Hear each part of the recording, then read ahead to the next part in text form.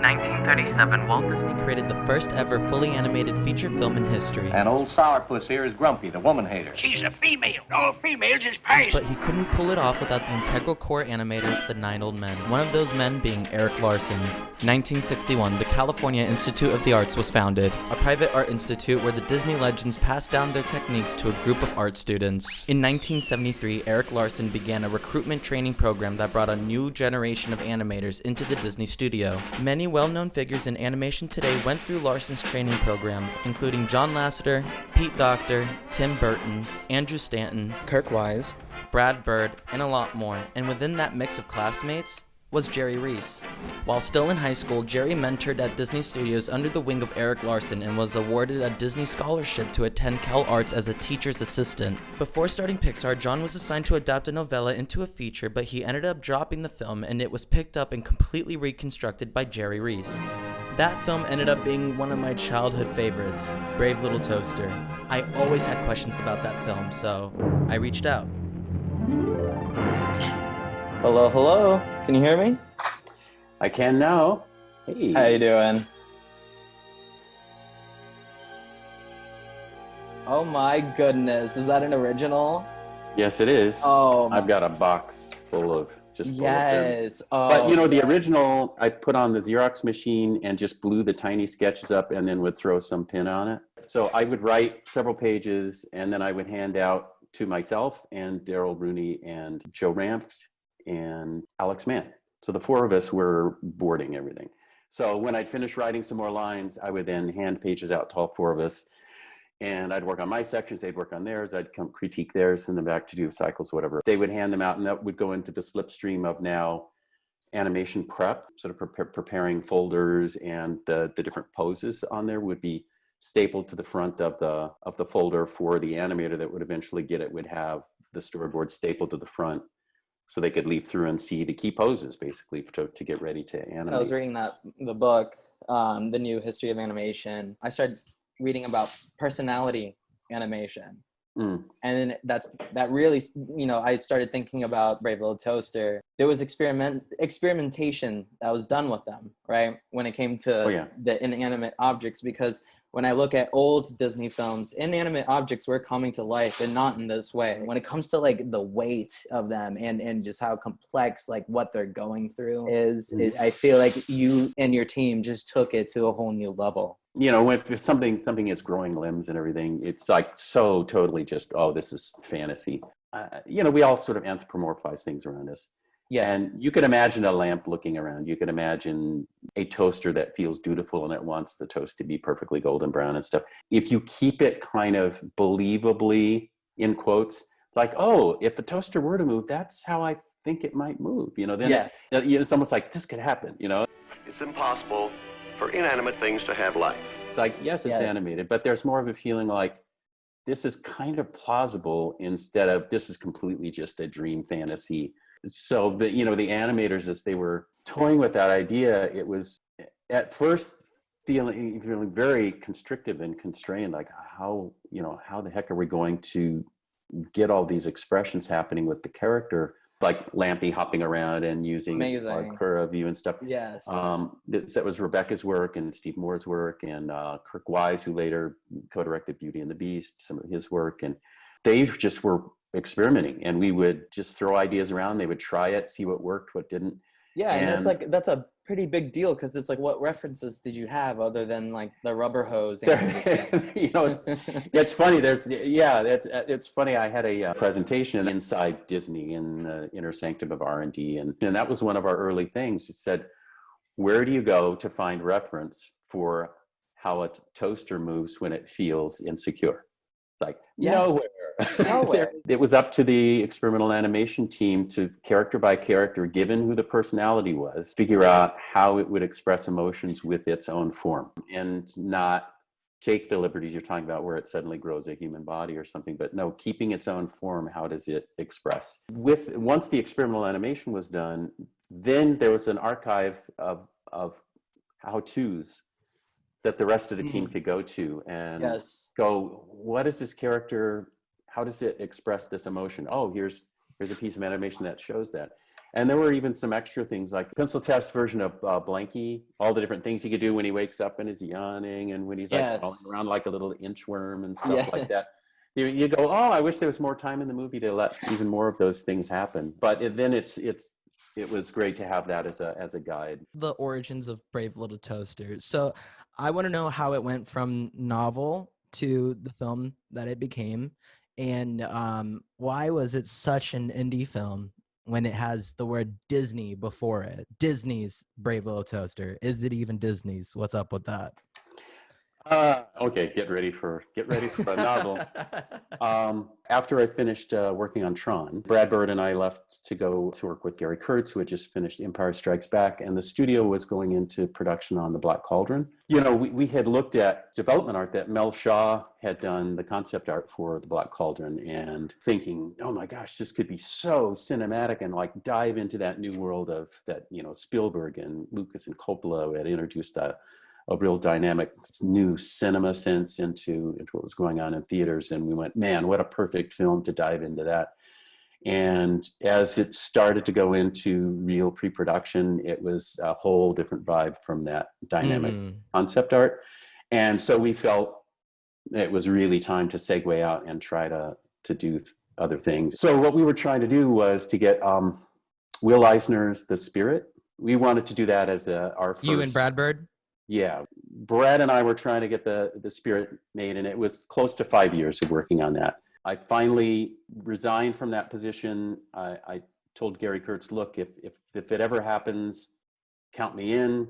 But at this point, he had written a few years of checks to Brad and I just said, you know, I'm sure you need one less check to write per week. So I'm going to segue out. And as soon as I did, Tom Wilhite called.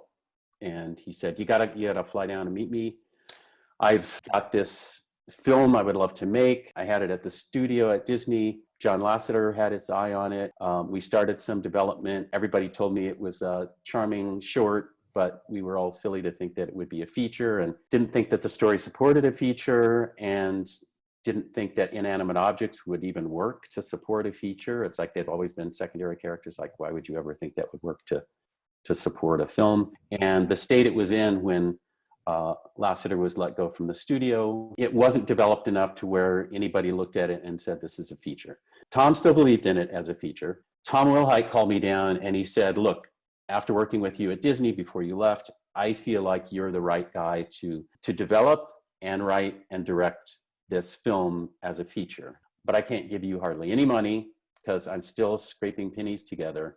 So you're going to be working sort of in poverty, but at least I know that you've been trying to do something creative, and you and Brad have spent 5 years trying to get the Spirit going, and now you don't see that happening. So at least here's a film. Yes.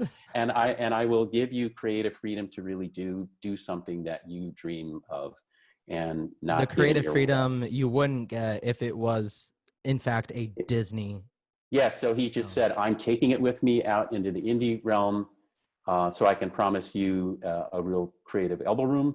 He was honest that way. Will Hite, over the years, he helped shepherd some new kind of things into the studio at the time, Black Stallion and Tron, and he really was protective of creatives. When I was still working on Tron in like 81, end of 81, going into 82, he got wind that I was working at night making the Spirit trailer with Brad to try to get the heck out and go somewhere else. He calls me into his office and he's like, okay, Jer, why should I continue to work with you here while you're planning your escape? Like, what do I get out of that? And I said, well, right now you're between features, right? That's like Fox and the Hound is done, Cauldron hasn't started. You have a whole team of animators that are getting paid to sit there every week and wait. And by the way, they had made a rule, you cannot make films together. I don't know why they did that, but a bunch of them were like, hey, during the downtime, we're going to make a bunch of short films. And they were like, no, just wait. Unbelievable. Take classes. So I said, they're waiting. I'm not. I am here working with you on I knocked on your door and I came to do Tron with you instead of waiting. So I've been like rolled up my sleeves, been computer graphics choreographer for you in this pioneering new adventure, which I love, and thank you for inviting me in.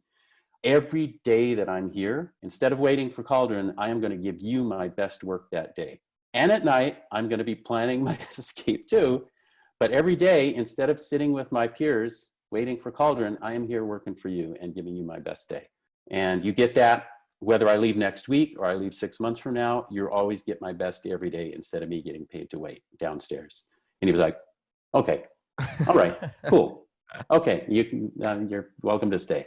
So it was in the wake of that that he came and sought me out several years later and said, I think you're the guy I want to hand this novella to, and I trust you to crack the story. So that was the way that I was invited in. You know, when we were putting together the funding for the film as an indie thing, we got bits of investment from different people. And I should say right up front that we were $2.25 million for a 90-minute feature. At the time, Care Bears was around $7 million. Don Bluth's films were around 12 and a half, and Disney's were around 25 million. Definitely the cheapest thing going. And even that much money, it was hard to raise. So Tom Willi, he would really look high and low, turn every rock over to find a little bit of money. Disney Channel had invested in the right to show it on their channel and for home video.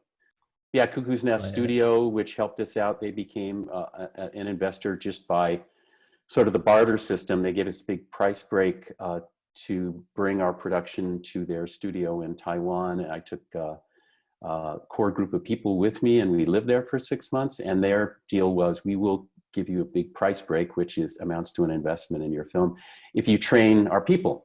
Because we want to be more attractive to the films that come out into our area. And we know that a lot of you either worked in Disney feature animation department or went to CalArts and were trained in the Disney methods. And we really want to have more of that in our studio. So as long as you train our people while you make your film, we'll give you a price break. And Gashi Nippon Airlines invested a bit, and TDK Core Company. There's a lingering shot where they're looking around at the big city, and all the perspective lines are leading towards a TDK Core billboard. I'm going to have to look out for that. I personally drew that layout. And, you know, my attitude up until that point was like, what is this product placement crap? Who's doing that's terrible. And then we were so like just starving for pennies. And when they were like, oh, we'll invest if you put our sign, I'm like, oh my God, I will personally draw that. And I went to school. I know perspective. I will draw every perspective line pointing to. There's no official restored version of the film that's out there for the public. And it's just. Oh, that's very frustrating. It's literally out of my hands, like legally. Hold on, the brave little toaster will be right back. As soon as we got the commitment to screen at Sundance, which is where we thought, great, that's where we'll find our distributor. The Disney Channel moved up there because they had the right to screen it on the Disney Channel. And they moved their date before Sundance all of a sudden. Oh, no. What? Only on the magical world of Disney tonight. It was much earlier than before, so that even if we got somebody at Sundance, it was immediately going on the air, and there would be no reason for a theater to even get it. I saw that happening. It was just petrified. You know, all of us had worked so hard to get it on the big screen, and here was somebody who invested. I was so grateful for them investing, but now they were making a chess move that was designed to keep us off the theater screen because our reviews were good reviews that would be seen as a competitor's reviews. No assembly line movie, an unusual and imaginative musical tale of heroism. Family film in the truest term, one that adults can enjoy as well as children. So appealing that it won the prestigious Parents' Choice Award. So I called Jeffrey Katzenberg and talked to him about it. And he's like, hey, good luck, kid. We don't want to stand in your way. And I said, but you are. Yeah. that is actually standing in my way. Yeah, good luck, kid. Click, you know. Sunday at 4:25, 3:25 Central on Disney. They left it that way. We went out to Sundance and had the screening, and some people from Skouras. They had put out a bunch of films I had gone to see in LA and LA Art House. The fact that they understood it, didn't see it as a kiddie film, they said, oh, this isn't a kid's film. We won't even worry about matinees with parents and just advertise it like we normally would. But they still said, that can only happen if you get the Disney Channel to wait. He's the brave little toaster. Tonight at 7, 6 Central on The Magical World of Disney, presented by Kodak. I had a lawyer, a young guy, come up to me. Hey, do you need a lawyer? I saw your film. I loved your film. You need a lawyer? And I went, yeah, I do.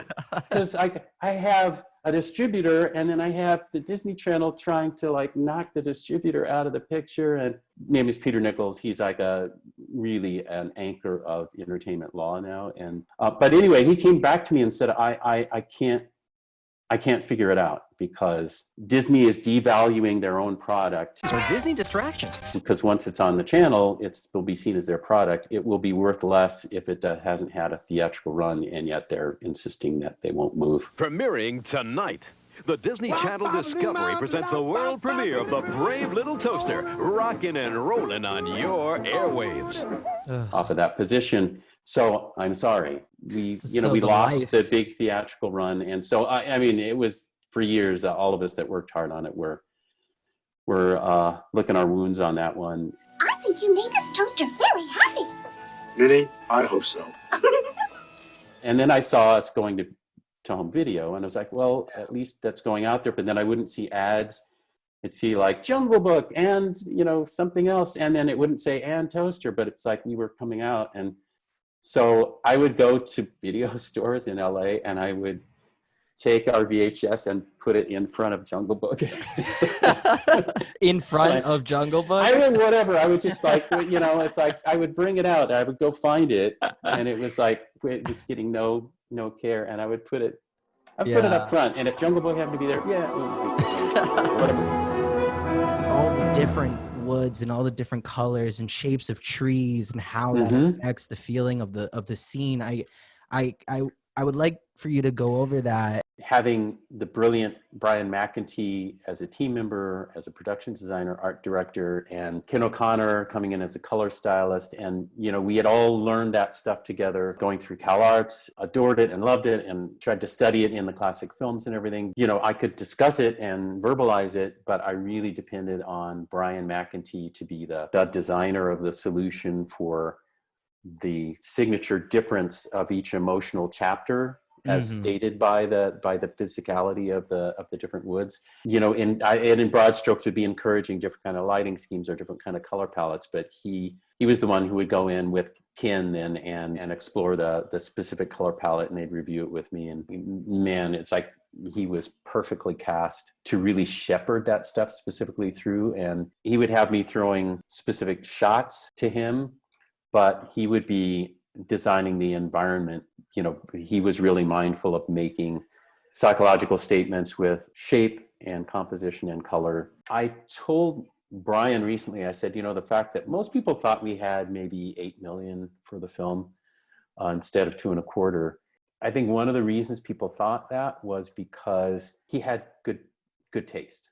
Yes. And I said, the thing that's wonderful is, I had you on the film and you had good taste. And the miracle is, it doesn't cost more to paint a pretty color on the cell than it costs to paint a crappy color on the cell. And Brian always picked the beautiful colors per scene. He was critical. People think, oh, the toaster's painted toaster color. Well, there is a standard toaster color, but it is painted a myriad of colors, because the toaster color in the swamp, when it's more bluish moonlight, is a whole different toaster color. It's a different toaster color for the sunlight, and it's a different one for every situation they're in. So every character has a myriad of different colors that it's painted. There isn't like one color palette for the character throughout. It's that color palette as influenced by the lighting in the space, which of course in live action just happens. In animation, you have to fabricate all of that. That moment of throwing itself and moving down was just another warped perspective painting. So on the left, it's an upshot, an extreme upshot. And then on the right, it's a downshot into the gears. And so through the middle of the painting, you're transitioning with perspective to do that. How long has that technique been used? We were like, hyper fans of Disney animation. So we had noticed it in Fantasia. An artist named A. Kendall O'Connor used that perspective trick in Fantasia in Dance of the Hours, where there's a alligator and the hippo. There's a shot where you're looking up one of the columns and you see the alligator lurking up there, and then it comes spiraling down, crawls down the column. And that was one where it was warped, where you had the upshot and then you came down the column and looked down the same column. You know, the top is a upshot, and then it bulges through the middle, and at the bottom it's perspecting down. So that's the first time downshot. You noticed it? Yeah, so we're like, Fantasia used this warp perspective thing. Awesome. It's like, while you were at this stage, you had to make that decision. And using the decisions that you're going to use these techniques. Yeah, that you'd say you were acknowledging in the storyboard, there is no cut here. And Brian McEntee goes, well, how are you doing the upshot, downshot? It's like, well, the warp perspective. He's like, cool, got it. He's like, totally knows how to do that, and knocked it out of the park. So the very last shot in the film, they're in the trunk of the car, and in the same shot, you wind up looking down through the clouds at them. Now that's flat art, and it's about a 10-foot long background painting. I have it rolled up downstairs. So if you look at the whole painting, it's a friggin' warped world. Yes. But if you don't look at the whole painting, you just look at parts of the painting, it feels like a camera move. It's like, oh, the camera's rising. Thankfully, I had an amazing Brian McEntee was my production designer, and he supervised all the layouts. The title is The Brave Little Toaster shouldn't have a really brave moment, shouldn't have a heroic moment. Instead of just, well, it was brave along the whole journey, that is the title. I went, no, it should have a moment where it is like hugely brave. And I purposely tried in the staging of that to make it seem like there's no hope. Because for the toaster to even see what's going on, it has to climb a pile of junk that's away from the action. So it's like, as the master gets in worse and worse problems, the toaster's getting further and further away. And so you feel like, oh, this can't work. So it's heroic leap and, across through into the gears to get ground up to save him was part of the whole new invention of what the story would even be. I was thinking in sort of an androgynous way about the character, but I thought, if a male is talking to Toaster and sort of sees their own reflection, they think of it as male presence. If a female is talking to Toaster and sees herself reflected in the Toaster, she would think of it as the female presence. So, but since I cast Deanna, I refer to Toaster as her. But did that go well with everybody? I had, it was the only time during the production that a door to my office slammed closed, was when I told someone on the crew that, and I won't give names, but there actually was a person that was so angry that I had cast a woman to do the voice of the lead character that they slammed my door. Like what was going through their mind? Like, I don't know. I don't think mad at the idea. Probably just discomfort with having a female lead. Wow. I think creatively. When Lovitz suddenly was going to go to start Saturday Night Live, I wasn't done writing the script. I called him and said, John, please, I wrote this character around your talents. He auditioned and he had so many fun quirks that he brought to the table where I was like, oh, I'm gonna use his ability to do that. So I really wrote for him. He said, yeah, I'll see what I can do, whatever, so he stuck around, but I had to record him in one session alone. There was nobody else. Yes, I did read about that. But I wasn't done writing the script. So I had to, and Rebecca has vivid memory, she said, of me like staying up all night and writing the end of the movie, which wasn't written. So I couldn't just guess at radio lines. I had to write all of them. For the ensemble to work, yes, exactly, and finish the movie, and then I would feed him other people's lines for him to react to when he was recording, and then when he was off to New York, I then sat in and played him for the rest of the ensemble team, because I didn't record separately. I would get people in a room, and we would do the ensemble together. Yeah, that's the. Yeah, hey, radio. I mean, hey, Toaster. And I had to be radio for the rest of the ensemble crew to act off of, because I hate. And when I've spent many years in live action, and I hate when they have people read for actors to audition, where they have an assistant doing a flat reading. It's like, but I love you so much, and then the person, like, Like, please.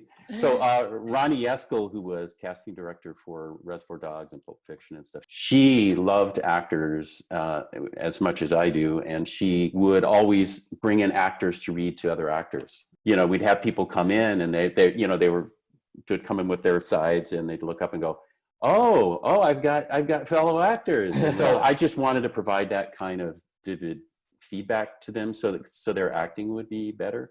What I love about radio, the shape of radio, and just the way that you can just bend the shape to make it like show different expressions, different feelings, different thoughts is some of what makes radio so special. And you know, I was talking to Rebecca about it a couple weeks ago, and she said when she was doing the radio scene that's in the pencil test animation where he picks up the little pebble, he kicks it up and whacks it, and his antenna doing different stuff. And with Lampy, she had come through Art Center into Disney, and you went through that whole Disney feature animation training thing, and there were a bunch of rules, and they were brilliant in the classic days, and in the late 70s, there were some ruts that they had gotten in that were not so great. And so, the training we had there, we were harking back to what the veterans had taught us more than what was just sort of instituted by the new people in the late 70s, early 80s. And she said the only way she was able to really break through and discover those toaster characters was just, she said, I remember coming to you and going, how should I do it? And I said, just experiment, play. Yeah. And she said, when I finally let go of like all my traditional things of like, here's how much you can stretch a character for it to be appropriate to be in a feature. And, if you go too far, it's cartoony and whatever. And it's just like, just let go of all of those things. And if you had to not even say, well, you have to go hit all the key poses and then come back and add the in-between. She's like, I'm just going to work straight ahead. I'm just going to go like, here's the pose now. Like, what will it do in the next frame? It'll go here. And like, just sort of like, just try things. And then some of the performance started to come out. And she said that letting go of a bunch of preconceived notions about even how to animate a scene helped her break through into being expressive for these inanimate objects in a vivid way. If you give the same assignment to 10 directors, it's like 10 absolutely different movies. Who knows what they are? Oh, absolutely. It's like take the novella, figure out who the characters really are individually, change the story structure, write it all, and storyboard every shot. And you go, okay, give that to 10 people. It's not the same movie 10 times. It is 10 different movies. I wondered how Thomas Dish might feel about where it wound up. And I hope his ultimate demise didn't have anything to do with that. But I would hope not. No, I'm making light of something that it's dark humor. But Maurice Sendak, he came and saw the film as soon as we were done, when it was in a festival, and he met us at the producer's house and was having dinner with us and stuff. And he was very nice. He said, as a fellow author, I'm sure that Thomas Dish is pissed off that you changed the story so much, but also as an author, I'm telling you, the story is better now. Yeah. So I was so appreciated that Maurice bothered to say that. It was very nice.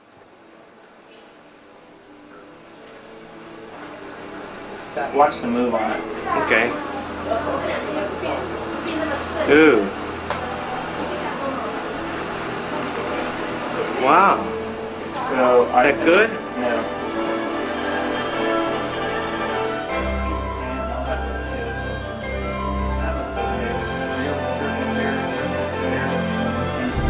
James Wong is president of Cuckoo's Nest. And Saturday, Chairman. Yeah. Chairman Walt. And it's because of him we can make this film.